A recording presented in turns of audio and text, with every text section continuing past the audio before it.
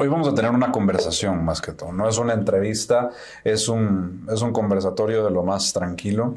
Y evidentemente, bueno, no lo habíamos mencionado, pero Iván nos acompaña desde España, un país con el cual compartimos muchas similitudes aquí en Guatemala y una historia común bastante importante.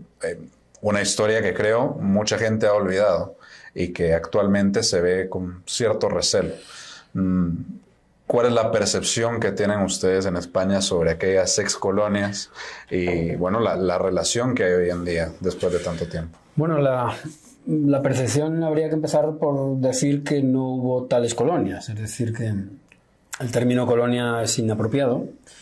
Lo que hubo fueron una serie de virreinatos, que eran una especie de réplicas de los reinos peninsulares, dentro de una estructura imperial.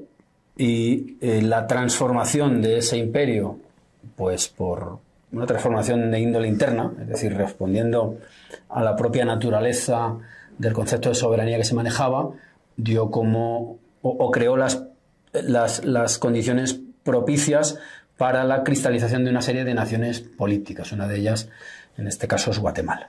Esa es un poco... Y otra de ellas, otra nación política producto de esa transformación es la propia España. La propia España como nación política, sin perjuicio de que existiera una nación histórica previa. Entonces, bueno, pues nosotros entendemos que formamos parte de una de las partes constitutivas del mundo llamada hispanidad.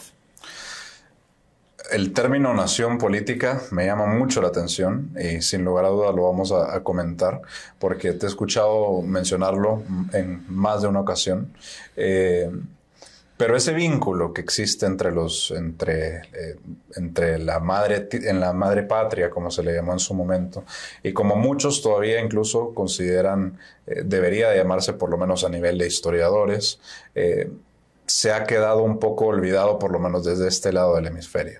Y esto va dentro de un contexto grande, de un rechazo hacia esa historia, hacia esa herencia cultural que tenemos entre ambos países. ¿A qué crees que se debe esa pérdida? Bueno, yo creo que es porque, en primer lugar, las naciones hispanoamericanas, cuando se constituyen, establece una especie de paréntesis que coincidiría con el periodo virreinal. De algún modo se quiere dar un salto hacia atrás en el tiempo, presuponiendo o fabulando la restauración de una soberanía perdida. Eso no es cierto, eso no existe. En todos estos territorios había un mosaico de naciones étnicas y precisamente la reorganización se da con la implantación de las instituciones virreinales, unas instituciones pues que eran una réplica de las peninsulares en gran medida con los debidos ajustes, ¿no?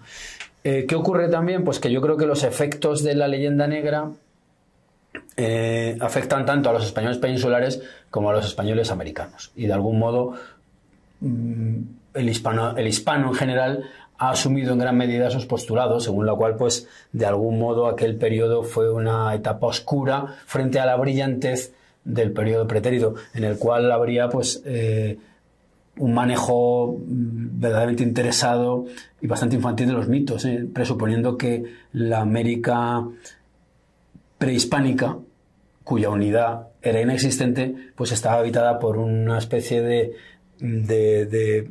o era una especie de paraíso. Entonces, bueno, pues todo ese tipo de componentes hacen que la etapa que llamemos virreinal o imperial sea vista de manera negativa. Mencionaste la leyenda negra, que sí, creo que es un concepto histórico bastante interesante y que creo mucha gente, por lo menos desde este lado, la tiene interiorizada, pero sí, no la conoce. ¿Qué es la leyenda negra? Sí, digamos que la leyenda negra la ejercen, pero no la representan, ¿no? Exacto. No, la leyenda negra sería pues una distorsión de los hechos, aminorando los logros, los aspectos positivos y aumentando los negativos. Sería una deformación de los hechos históricos, pues con muchos componentes, pues entre ellos el más destacado, que aflora cada 12 de octubre, pues es la idea del genocidio. Y evidentemente genocidio no hay porque las sociedades indígenas se mantuvieron. Y además, si algo caracteriza el Imperio Español es su mestizaje frente a, por ejemplo, el modelo anglosajón, que lo que hizo es aniquilar al indígena, ¿no? Sin embargo, sí, está absolutamente interiorizada esta leyenda y de algún modo pues todo el mundo asume la existencia de aquel mundo idílico que unos señores barbudos con coraza metálica vinieron a romper. Bueno, nada más falso. Creo que es un periodo que aúna luces y sombras, como todos, y que, a mi juicio, y ahí me atengo a los postulados de Gustavo Bueno, la clasificación entre imperios, a mi juicio, el Imperio Español fue civilizador y no hay más que ver la cantidad de ciudades que se fundan, en las cuales todas las instituciones peninsulares se trasladan y se exportan y de algún modo se intenta, dentro de lo posible, integrar a los naturales, evidentemente con la estratificación social que todo colectivo humano tiene. La antigua Guatemala es un buen ejemplo, es un buen ejemplo de eso. Y tú que eres arquitecto, creo que... Sí, bueno, la antigua Guatemala es un ejemplo y todas las ciudades virreinales lo son. Hay un vacío central, que es la plaza de armas, y las fachadas que lo cierran pues son las de la audiencia, el poder político, el poder judicial, el poder religioso, el mercado, y luego se extendería en las llamadas cuadras. Cuadra viene de cuadrícula, que son la propiedad de los vecinos, ¿no? Y el establecimiento también de cabildos. En fin, son las instituciones clásicas de la España, digamos, de la Reconquista. Entonces lo que se hace es, de algún modo, seguir casi por inercia esa expansión, encontrándose los españoles con un nuevo mundo que tiene la peculiaridad de que está habitado por seres humanos. Entonces eso crea pues una situación ante la cual hay que actuar. No toda, evidentemente, toda actuación fue brillante, tuvo episodios oscuros, pero creo que el resultado es positivo. Justo ahorita que mencionaste el tema de la Reconquista, hilándolo con el libro que mencionamos, tú lo mencionas como la construcción de España, sí, de alguna manera. Sí. Pero me parece que hay más allá que solo la construcción de España. Y mucho también tiene que ver con la construcción de Hispanoamérica. Lo que hoy en día, erróneamente, y lo comentábamos fuera de cámara, se le llama Latinoamérica. Algo que, bueno, si quieres hacer esa aclaración más adelante, ¿por qué rechazas ese término? A mí me parecería muy interesante de comentar. Cuando se habla del descubrimiento de América, se asocia mucho a la caída de Constantinopla. Ese cierre de rutas comerciales que obliga de alguna manera u otra a buscar nuevas rutas y eventualmente se llega a lo que hoy en día se conoce como América. Pero yo te he escuchado a ti hacer una conexión más profunda todavía que está relacionada con la Reconquista de España. Sí, sí. No sé si quisieras... Sí, vamos a ver... Hay que tener en cuenta que los españoles del siglo XV manejan la idea esférica del mundo frente a esa gente que dice que eran terraplanistas. Eso es absurdo, ¿no? Todavía existen, tristemente. Que todavía existen, bueno, en fin, hay gente pató, que se dice en estos casos, ¿no? No, bueno, ellos lo que tratan es, como es una lucha frente al Islam, tratan de recubrir la tierra y pillar al musulmán por la espalda, al turco, que digamos que es el nuevo enemigo que aparece en el horizonte, vinculado evidentemente a Constantinopla. Claro, al tener una idea esférica del mundo, saben que se puede ir por el occidente hacia el oriente y, de hecho, además había habido unos proyectos previos pues de intentar que el Gran Khan se cristianizara y atacara al musulmán. En fin, son proyectos de escala planetaria. Y siempre digo, y me voy a repetir una vez más, son proyectos doblemente católicos, en el sentido de que son católicos etimológicamente, católicos toda la tierra, es decir, se trata de un proyecto universal, y a la vez católico en el sentido estrictamente religioso. Es decir, los cánones desde los cuales se hace la conquista de América, que son los que, digamos, dan continuidad a los que se han manejado en la península, son católicos. De hecho, todas las crónicas, más allá de los intereses espurios o puramente personales que tenían, los intereses ideológicos era acabar con lo que ellos llamaban idolatría, antropofagia, sacrificios humanos, sodomía, es decir, una serie de instituciones humanas completamente incompatible con el modelo que tenía el español, digamos, que ha terminado la Reconquista. Entonces, de algún modo, esto sería casi por inercia la continuación de esa expansión.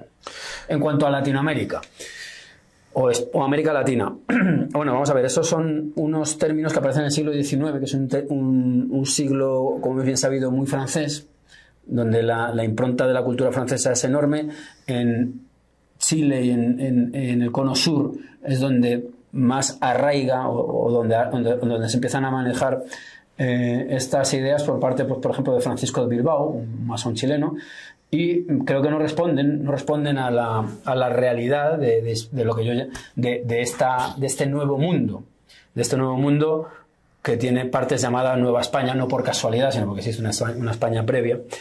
Y es porque la conquista, aunque en la conquista iban europeos no españoles, es evidente que la impronta y las instituciones, las 7 partidas, etcétera, etcétera, todos los componentes que se ponen en marcha son de carácter eminentemente hispánico.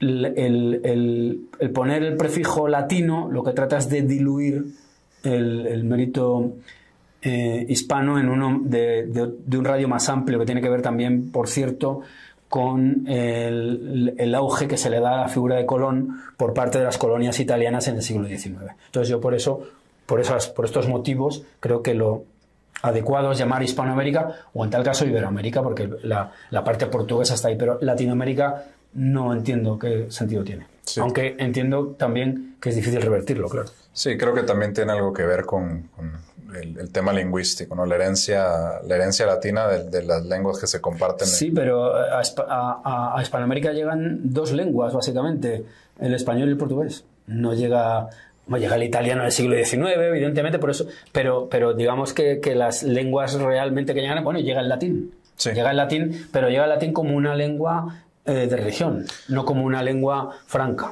Sí, y aunque la lengua sea un factor de cohesión, evidentemente hay temas históricos y culturales, creo, que traen detrás de sí mucho más peso y que evidentemente es más apropiado relacionarlo con eso, el término Hispanoamérica o de Iberoamérica en vez de Latinoamérica. Sí. En ese tema estoy de acuerdo contigo. Y ahora estamos encaminándonos la conversación hacia una tragedia incluso cultural de rechazo hacia la propia historia de este continente, pero que también se vive en España hoy en día.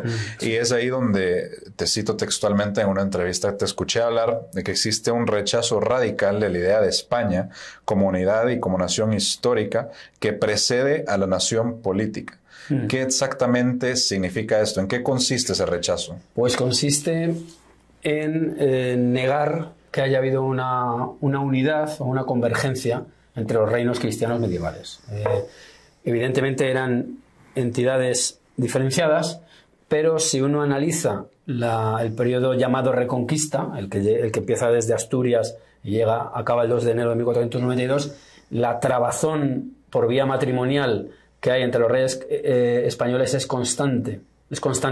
Y digamos que, por poner una imagen que todo el mundo va a entender, el polígono de fuerzas que se describe tiene una resultante única, que es la recuperación. Además, en los textos viene constantemente recuperación, restauración, restitutio. Todos esos términos aluden a un proyecto común. De hecho, cuando hay una pugna entre reyes cristianos, siempre después de que se llega a una etapa de estabilización, hay un lamento por haber descuidado la tarea, que es expulsar al moro de la península. Entonces, en ese sentido, como en España están operando diversas fuerzas disgregadoras, es muy común que estas fuerzas disgregadoras busquen su legitimación soberanista en los reinos medievales. Pero claro, la desconexión es absoluta. La desconexión creo que es un salto mortal histórico y que no tiene ningún sentido. Y por ahí va un poco mi crítica. ¿Y qué se puede esperar para una nación que tiene esa desconexión con sus raíces históricas? Hombre, se puede esperar, pues lo más trágico que se puede esperar es una balcanización de la nación. Es decir, si tú tienes un idioma común como el español, pero en el campo legal y administrativo lo marginas, como ocurre en algunas regiones españolas, y quiero aclarar a los guatemaltecos que muchas regiones españolas no podrán escolarizar en español a sus hijos, aun cuando hablemos todos el mismo idioma. Estoy en Guatemala y estamos hablando con toda tranquilidad y nos entendemos perfectamente, ¿no?